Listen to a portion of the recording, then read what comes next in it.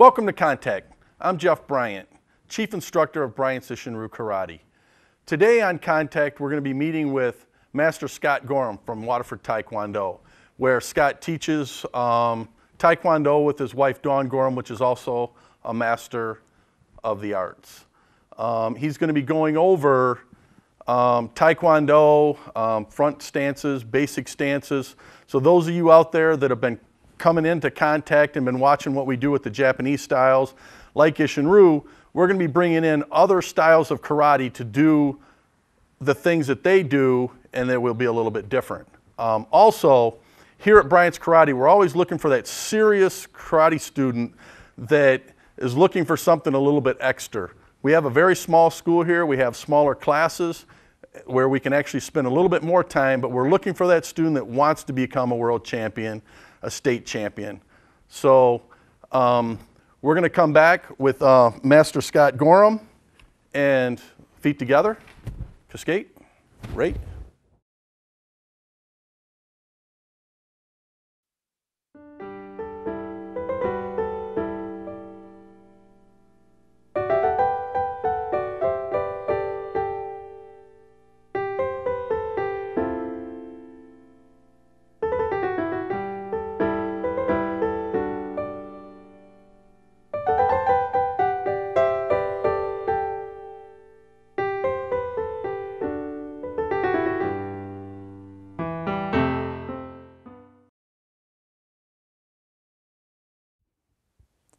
Thank you for coming back to Contact. Today we have Master Scott Gorm from Waterford Teakwondo. Thank you for coming in, Master Gorm. Yes, sir. Master Gorm, how long have you been in the martial arts? I started my Taekwondo training in Lake Orion, Michigan in 1985, sir. In 1985. Yes. And who was your instructor? My instructor was a gentleman by the name of John Sattler. We were right next to the old police station on Flint Street. Okay. And from Master Sadler, you went to? After I left Master Sattler's school, I went into the United States Air Force, where I continued my Taekwondo training for another 2 years. And then once I got out of active duty military service, I went on to train with a gentleman named Louis Kaloya out in White Lake. And then after that, we opened up our own studio in Waterford. My wife and a gentleman named Doug Campbell, we opened up our own official Taekwondo school. That's where the name Waterford Taekwondo came from, and that's been about 20 years ago. Okay, 20 years. And you're with Master Hung Sung Yu? Yes, I still train. I still have an instructor myself. His name's Grandmaster Hung Sung Yu. He's a 9th degree black belt, and he lives out in Shelby Township. He's one of the founding fathers of Taekwondo. When Taekwondo got its name in 1955 by a gentleman by the name of General Choi, Master Yu was one of his first students. So I'm very fortunate in my training, and there's a few other guys around Michigan that's in the ITF that still train with their grandmasters that were part of the founding fathers of our style of Taekwondo. So I'm actually like first, second generation Taekwondo. Yeah, that's important, right? Because yes, sir. You still have that traditional aspect coming from him. It's not watered down before it gets to you. Yes, I learned firsthand from a gentleman that helped create Taekwondo. And that's one of the why one of the reasons right now there's a strong need for traditionalism in Taekwondo here in the state of Michigan and the surrounding area. And Master Gorm is building his stable under him, where people are coming to him looking to get back into that traditional Taekwondo. They've been training on their own, or they've been training with different people, but they're looking for that, okay, I need a master to train with, and he's been called upon to be that master, and that's a great honor. Yes, sir, thank you. Okay. Now, your family's in the martial arts, right? Yes, that's correct. Okay. Yes, I have 2 children. My son Christopher is 14, and my daughter Stephanie is 16. Both of them have been training in Taekwondo since they were 4, obviously because we had a martial arts school. And Christopher is a 2nd degree black belt, and my daughter Stephanie is also a 2nd degree black belt. But now she's a teenager, and she's since moved on to cheerleading and other things like that. But my son is still very active in the martial arts as well. Yes. And then we'd mentioned that your wife is Yes, my wife Dawn Gorm, she runs our Little Dragons program, our 4- and 5-year-old program. We've had that program for about 8 years now. And through that program, we've had a few black belts come out of there, and she's wonderful with the children. Yeah, there's a lot of similarities between Waterford Taekwondo and Bryant's Ishinru here in Oxford because my wife is also a 4th degree black belt. My kids are in karate, so me and Scott talk all the time about, you know, things that are going on in our lives because they kind of intertwine. Even though our styles are different, yes, they're yes, meshed sir. very well. So would you consider yourself more of a traditionalist or more of an open freestyle type instructor? I am a traditionalist. Okay. We still do karate tournaments. We're part of the Michigan Sport Karate Circuit. We have our own tournament team. That is where we do the open martial arts type things. But I teach traditional Taekwondo. It's the only thing I've ever learned. I've never learned Ishinru. I've never learned any other style of martial art except Taekwondo, and that's all that I teach. And we, in the last episode, we had, 2 episodes ago, we had Master Jim LaRocco in, and he had talked about the very same thing. He's been in the martial arts for over 50 years, and he'd only trained in Ishinru, and he said one of the reasons why he didn't venture out and train in other styles is because he's still learning. Yes. He's still learning his own style. So as a 6th degree black belt, would you say that when you meet with your master, you're still learning, you learn something new, or he's correcting you, you're not teaching him anything, right? No, sir, I'm not. No. Okay. When I meet with him, you know, he's about 75 years old now, I think. And when I meet with him, it's like I'm a white belt all over again. I do things in front of him to ask him questions because I want to make my school better, and I still want to learn. And he's basically saying, this is wrong, this is wrong, this is wrong. And it helps keep me going. That way I got somebody to help me get better as well, to make our school better. And our main focus is, as any instructor's focus is, you want to keep the martial arts alive. You want to keep it going. And you have to have people like Master Bryant and a lot of the other instructors that we associate with. Those are good quality people that teach good quality martial arts, and they make the martial arts what it is today. Yeah, great. And also, I think the important thing is, me and you both agree on this, and Master Gorm had mentioned, he still has an instructor. I still have an instructor. We're both masters of the martial arts, but we have an instructor. And that's very important when you're looking for a quality school. One of the questions you should ask that person is, who do you train with, and are you still active under that instructor? Because it's very difficult for me to take somebody serious when they want you to bow to them, but yet they don't bow to somebody else. Yes, you sir, agree with that? Yes, yes, I do. Yeah. Okay. Yes. All right. Let's talk about your son for a little bit. Yes, quite extensive background, or a lot of medals, a lot of trophies. Yes, sir. Done very well for himself. Yes. Yep. My son started competing when he was 5. That's right around the time I started becoming real good friends with Master Bryant. He's been competing since he was 5, and like I said, he's 14. Mm-hmm. He's done all the local tournaments and some national tournaments, and then we were part of the WKC as well as Master Bryant. And when we went over to Ireland at the first WKC, Master Bryant was unable to attend. He took silver medal over there in fighting, and then we've done 4 WKC championships so far. Mm-hmm. And he's silvered in 3 out of the 4. He's got a few different medals going there for fighting. And I think he placed in forums last year as well. A couple times he's done that. The thing that is really emotional for me with my son is my son was diagnosed as a juvenile diabetic when he was, I'm probably going to get yelled at by the wife, he was 8 or 9. I can't quite remember. Mm-hmm. So he's insulin dependent for the rest of his life. He has to have insulin no matter what. He don't grow out of it. And to see him go through and do what he's doing, it's inspirational to see all his ups and downs. It's very emotional and inspirational. And I use Chris as an example all the time. And I get students that come to me, and I have 2 students that have the diabetic, and they have the insulin pump. So with the insulin pump, you know, they think that they can't do certain things, and I always tell them about Master Gorham's son Chris that, you know, here's a kid that's placed in every major tournament in the U.S. We're talking about NASCA, NBL. If it's an AAA rated tournament, this young man has won it. He's been to Ireland, Portugal, Spain. He's won it. So if he can do it, they can do it. And that should be a great inspiration to all young people out there that have disabilities, like diabetes or even physical disabilities. They can actually achieve the things. They have to work a little bit harder. So we're going to wrap this up, and we're going to get ready, and we're going to come back. And when we come back, Master Gorm's going to go over some of our basics of Taekwondo. Yes, sir. Welcome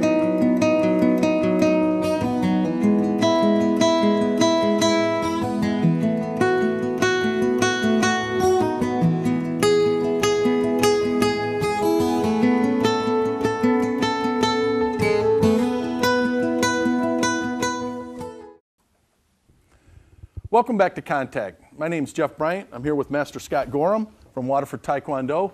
And Master Gorm's going to go over with us what he would actually do if he had a brand new student coming into class. He's going to go over some Taekwondo etiquette, how they bow, and a little bit of terminology. Like we went over previously with one of the other episodes where we talked about Cascade Ray in the Ishinru system is attention and bow. So he's going to do those type of things. So, yes, Master Gorm? Thank you very much. Okay. First thing we do when we have a new student come in is when they come in on the mats, we have them bow in order to enter on the mats to show respect for, number one, the United States, because we have a USA flag up, and we also have the Korean flag up. Our style of Taekwondo is from South Korea. There's two different governing bodies of Taekwondo. There's the World Taekwondo Federation, and then there's the International Taekwondo Federation.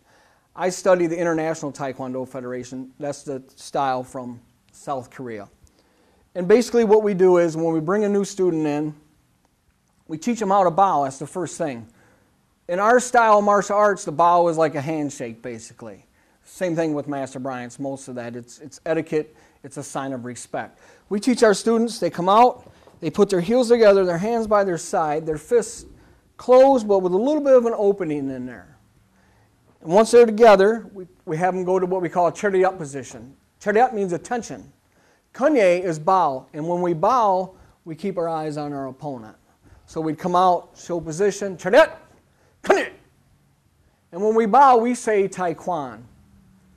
Taekwon is short for Taekwondo. That way, if I'm bowing to an Ishinru guy or a Judo guy or a Kung Fu guy, I'm basically promoting our style of the martial arts. The next thing we teach the beginner is how to go to our ready position. Our ready position is very similar to a lot of the other martial arts. The Korean terminology for our ready position is chimbi. Some of these words may sound funny to you. When I hear Master Bryant say some of his, we tease each other back and forth, but it's all basically the same philosophy, just somebody else saying it, and it's just a different art, but you're still accomplishing the same thing. So then we'll go to chimbi position. So from a chariot, we'll go to chimbi, we'll come up. This is our ready position. Our feet are shoulder width apart, our hands are down. In our style of Taekwondo, everything we do from here, everything that we want to accomplish can be done from right here. We can block, we can strike, we can kick, we can do anything we want to from there. Then we show the student how to make a proper fist. This stuff is very basic. Our fist is different than some of the Japanese stylists. The Korean fist, we have them just hold their hand up simple, keep their thumb out, and just like this, almost like a boxer's fist. I hate to use that terminology, but that's almost what it's like. Then we'll teach them what we call a fighting stance. It is what it is. It's exactly what the words mean, fighting stance. We'll have them come up, and you notice I'll do what we call a key up when I go into it. It's a yell. And what that yell does is it's telling your opponent you're serious. It tightens up your stomach. Same thing if you're going to get hit. You'll see people go, ugh! They'll yell like that. It helps you tighten up. So we'll come here in our fighting stance, and we teach it all technique. We don't just have them hop. We want to show them the proper way to do it. So we'll come up like so, and then we'll come right back in just like this. This stance that I'm in, and everybody's varies a little bit different. Master Bryant's stance is almost the same thing. But he's been doing martial arts so long, he goes to where he's comfortable. I'm comfortable here. We call this a fighting stance. Or what I believe they call a back set stance. No, that's Tang Soo Do. We call this an L stance. Okay. Your feet are shaped like an L. We put 70% of our weight on our back leg. From here, I can utilize my front leg very easy. And my hands are up. Now, everybody's hand position is different. They go to where they're comfortable with. But as a beginner, if we start showing them the way we want it in the beginning, it's proper technique. Master Bryant and I and all the other martial arts have done, all the other martial artists, we've done 10,000 punches, we've done 10,000 kicks. It's reflex reaction training. That's your self-defense right there. No matter what style of martial art it is, as a beginner, you're repetitious, over and over doing the same things. Reflex reaction training, you know how to react. when you need to, and it's usually something basic. So with beginners, they're here in what we call our fighting stance. We teach them a front kick. Same basic thing. Our kicks, we teach beginners in 4 counts. 1 up, as soon as I get my balance, 1 up, 2 out, 3 in, and 4 down. That's how the kick's supposed to look, and that's how we walk the beginners through that kick. Plus, everybody in the world knows what a front kick looks like. They might not know the name of it, but that's what we teach. And then we tell our students it hits with the ball of your foot. It don't hit with your toes, it hits with the ball of your foot. So again, it's 1 up, 2 out, 3 in, and 4 down. Once they get the hang of that, then we'll throw that kick a little faster, so if I'm here, it's up and out. It's up and out. That's our basic front kick. Then we'll start showing them from that ready position I talked to you about a minute ago, which we call Chimbi, the Korean terminology, or we call ready stances here. Then we start showing them how we block. You'll notice as I'm demonstrating, our style is totally different than Master Bryant's, but the end product's the exact same result. Yes. It's just we go about it a different way. So when we block, let's say I'm doing left hand, I just showed the student how to do a front kick. Now I'm going to show that student how to block that front kick. So what we'll do is, we'll say we're going to cross our hands, knuckle to knuckle, kind of like this, with our fist. And then our hand's going to come down, and everything we do is in a twisting motion in Taekwondo or a rotation, depending on what style of Taekwondo you're from. We'll come down and rotate. And we call it a low block or a down block, or the Korean terminology is maki for block. And we use this part of our forearm with a little bit of the muscle in there to deflect it. We don't use our blocks in Taekwondo necessarily to break the bone with force. A lot of your hard style Japanese systems, when they do their blocks, they'll do them to break the leg. Yeah, we do it. The block as a strike. Yes, sir. Yep. We do it as a strike as well, but more as a deflection. So we'll teach the student to come up and block. Then we'll have them rotate, and you can see the hands rotating. That's also a self-defense motion for us. With my hands rotating, if someone is to grab me, my hands rotating here, it makes it easier for us to get out of a grab. It's the simple basic motion. Okay. Until you practice it and learn it, then it comes a lot easier too, like with any other martial art. So we went over the front kick. Now I learned how to block that front kick with a low block. And we just do it from an easy stance. Now the more advanced we get, and like the student's second or third lesson, we go into what we call a walking stance. Everybody walks straight ahead. That's our basic sympathy. We come here. This is what we call our walking stance. The knees slightly bent, shoulders are straight. Is the back leg slightly bent as well? The back knee is slightly bent, but you shouldn't really see it bend. Okay. Okay, it's not totally locked. And then again, everybody's a little bit different. Some people will be out here, I'm here. And the feet are flat on the floor, right? Yes, our feet are flat. Okay. And all our techniques in Taekwondo, everything lands at the same time. Our feet do not hit first and then we punch. Everything we do is everything lands at the same time. And that's our other stance. I showed you the L stance, and then we went over the walking stance. Okay, great. So we went over a few of the basics, and we're going to come back after this, and Master Gorm's going to actually do a form for us, and we're going to have our closing.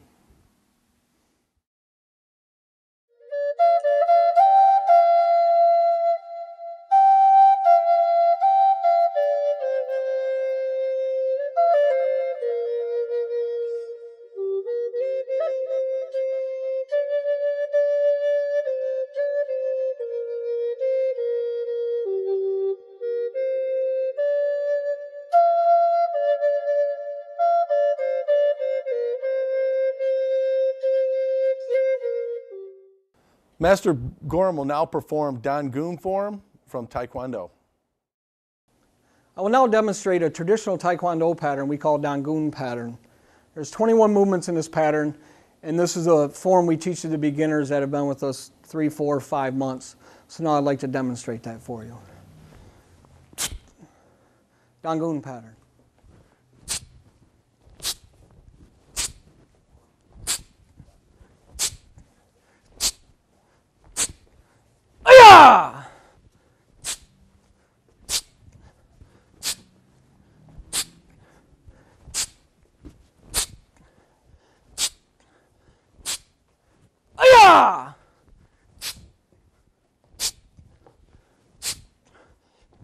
Agoon!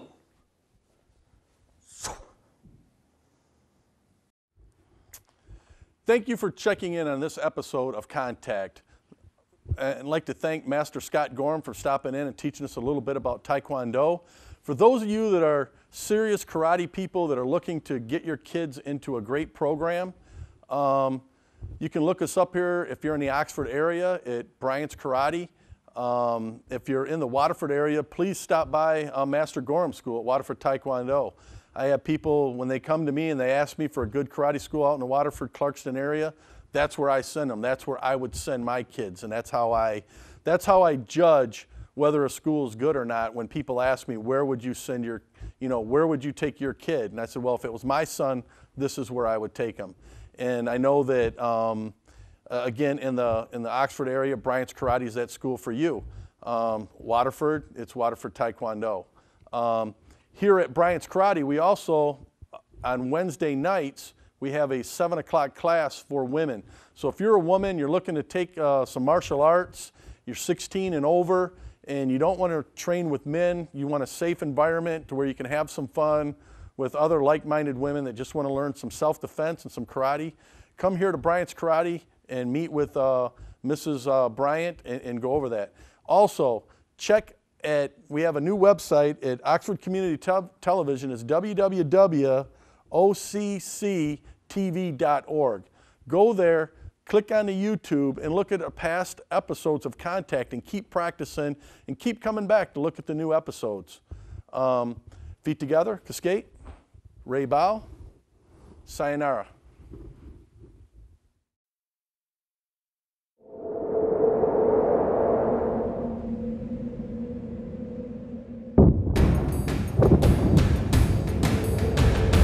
President Roosevelt signed the Bill of Rights. I've always appreciated the American Legion's My gratitude to the American Legion. Thank you all in the American Legion.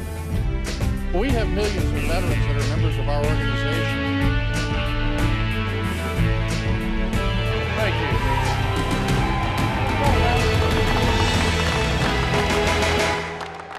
The American Legion. We serve America and its veterans. We pledge ourselves to our veterans, our youth, a strong national defense, and Americanism. These 4 pillars shape our work and what we do for America.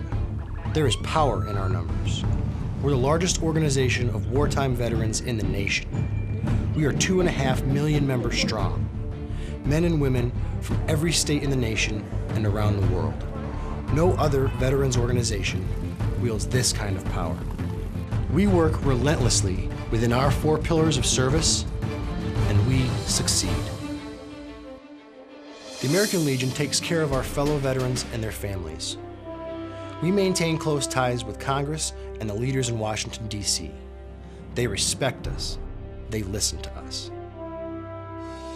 We sponsor research and press for medical care and benefits for all veterans and active duty service members, whether they are members of the American Legion or not. President Roosevelt signs G.I. Joe's Bill of Rights. You've heard of the GI Bill of Rights, one of the most important pieces of social legislation of the 20th century. It was written and passed largely through the efforts of the American Legion. We were instrumental in the formation of what is now the Department of Veterans Affairs to make sure our veterans get the care and benefits they are promised and deserve. The young people of our nation are our future. They benefit from exceptional programs and generous scholarships that only the American Legion offers. We provide athletic programs like American Legion Junior Shooting Sports, Legion Baseball, and educational and civics programs like the Oratorical Scholarship Contest and Boys State and Boys Nation. As Supreme Court Justice Hugo Black stated, the quality of justice that Americans receive should not depend upon the amount of money they have. We promote citizenship and an appreciation of government. We have all been directly involved in our nation's defense as wartime veterans. We know what policies, tools, and manpower our military needs to protect this great country. We fight to get these things done. We're all very grateful to have the American Legion on point. We take our case all the way to the top in Washington, D.C. to ensure that America is prepared for any threat. We are patriots through and through. we believe in our flag and all that it stands for. Our Constitution, our Pledge of Allegiance, our way of life are all fundamental to maintaining our freedom and the standing that we have as the greatest country on earth. We promote and defend these values every day in communities across the nation. These pillars represent not just what we do, but who we are.